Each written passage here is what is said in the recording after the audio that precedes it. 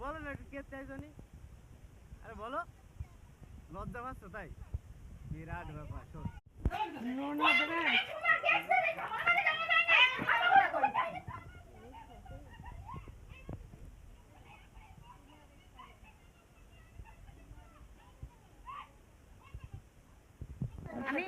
পাড়ার লোক দেখ দেখ ওরা সব আইছে তোর বাড়ি।